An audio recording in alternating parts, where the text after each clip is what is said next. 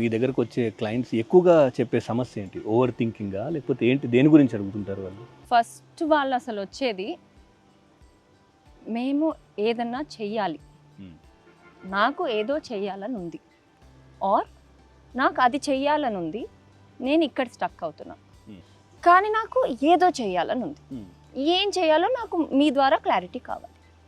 ఇవే రెండు ఎట్లా ఇస్తారు మీరు? సో మీకు ఎలా తెలుస్తుంది అసలు అది? మనకి ఎలా తెలుస్తుందండి? తెలీదు. ఇప్పుడు మనం డాక్టర్ దగ్గరికి వెళ్తే ఒక్కటే తెలుసు మనకి, నాకు ఫీవర్ వచ్చింది, నాకు స్టమక్ పెయిన్ ఉంది, నాకు ఇక్కడ నొప్పి వస్తుంది, నాకు డయేరియా ఉంది, సార్ నాకు చెప్పండి. డాక్టర్ ఏం అడుగుతారండి?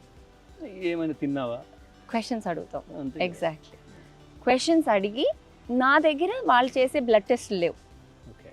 అది వేరే సైకియాట్రిస్టులు చేస్తారు, కొంతమంది క్లినికల్ సైకాలజిస్ట్ కూడా ఇవ్వగలుగుతారు. ఏం అవసరం ఉంటుంది madam blood test? Blood test కాదు, డయాగ్నోసిస్ టెస్ట్. ఓకే. జనరల్గా సైకాలజీలో డయాగ్నోసిస్ టెస్ట్ ఉంటాయి కదా, అవి నా దగ్గర ఉండవు. ఓకే.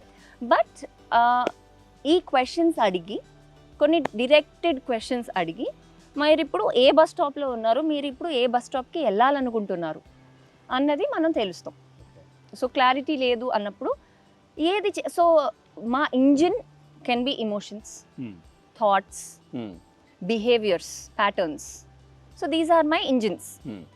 సో మీకు ఏది చేస్తే పాస్ట్లో you felt good in a progressive way, of course. అలా కొన్ని క్వశ్చన్స్ అడిగి మనం ఆ క్లారిటీ ఏంటి అనేది తెలుసుకోవచ్చు. సెకండ్, ఎక్కడ స్టక్ అవుతున్నాము, ఎందుకు స్టక్ అవుతున్నాము, దీని నుంచి బయట పడాలని ఉంది అన్న వాళ్ళు అంటారు, కానీ పడాలని ఉందా లేదా?